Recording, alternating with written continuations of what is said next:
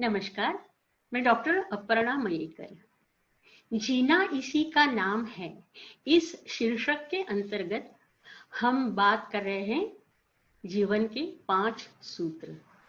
Last time हमने 2 सूत्र देखे थे, जैसे कि लेट गो, जाने दो ना, और वर्तमान में रहो, ये 2 देखे थे। आज तीसरा सूत्र हम देखेंगे, साक्षी भाव से रहना। हमारे जीवन में जब भी कोई घटना घटती है, स्पेशली कोई बैड इंसिडेंस अगर होता है, तो हमें क्या करना है? मन से उस प्रसंग से अलग होना है। कोशिश करने की मन से हट जाओ वहां से और उस घटना को देखो कैसे एज अ थर्ड पर्सन। इसमें क्या होता है कि हमारे इमोशंस स्टेबल हो जाते हैं, कम हो जाते हैं। ये एक बात हुई। और क्योंकि हम थर्ड पर्सन के हैसियत से देख रहे हैं, तो हमें ये समझ में आता है कि सामने वाले का पॉइंट ऑफ व्यू क्या है। कभी ये भी समझ में आता है कि नहीं नहीं, इसकी गलती नहीं, मेरी गलती है, ये भी समझ में आता है। तो ये बहुत बड़ी बात है कि आप शुरू शुरू में क्या होता है कि कोशिश करनी पड़ती है मन से बाहर निकालने की, पर जैसे हम करते जाते हैं एक आदत सी बन जाती है। और फिर मालूम होता है हमें कि इस आदत से हमारी शक्ति, मानसिक शक्ति हम दूसरे कामों में लगा सकते हैं, राइट। तो ये तीसरा सूत्र हुआ। और चौथा सूत्र है, एवरीथिंग इज चेंजिंग। सृष्टि का नियम है, जैसे भगवान ने सृष्टि बनाई, तो पहले जैसे ऋतु बदलते रहते हैं, कभी बारिश गिरती है, बारिश के बाद ठंड लगती है, ठंड के बाद बहुत गर्मी का सीजन आता है, रात के बाद दिन आता है। Everything keeps on changing, nothing stage the same. तो अब हमारा जीवन क्या है? समझो, अगर हम जीवन एक कॉइन के रूप में देखते हैं, तो एक बाजू उसका सुख है और दूसरी तरफ दुख है।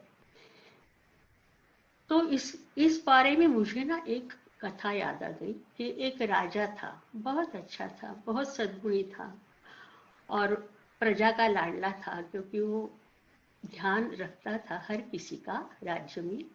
और उसका नेबर जो था किंग, वो बहुत बुरा था और उसके पास बहुत बड़ा सैन्य था, मतलब बहुत सारे सिपाही थे उसके पास।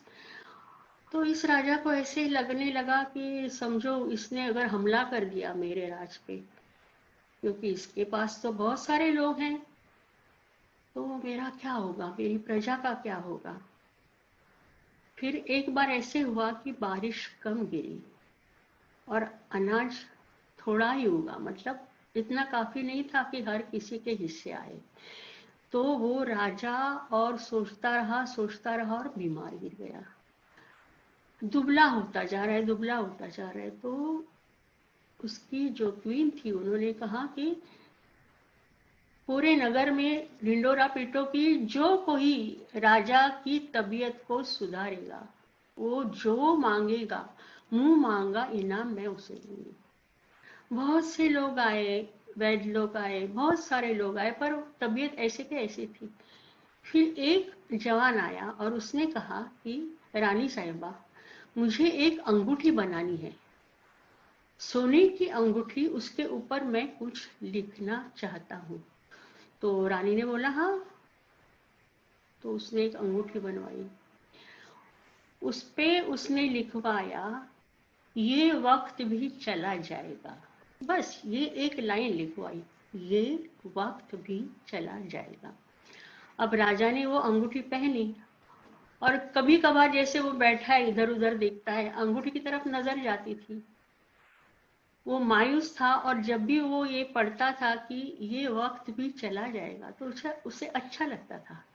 और धीरे धीरे धीरे बार बार ये चीज पढ़ने के बाद उसका मन बदलने लगा, उसकी मायूसी कम होती गई।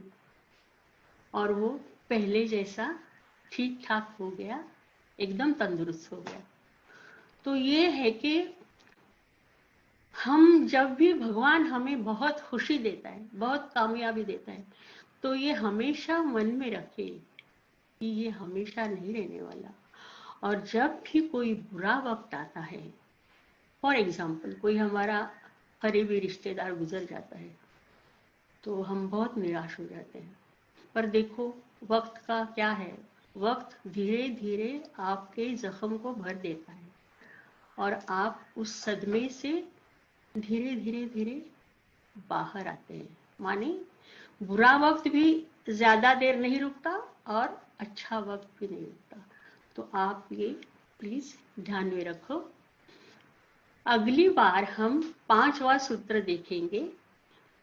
तब तक के लिए अलविदा।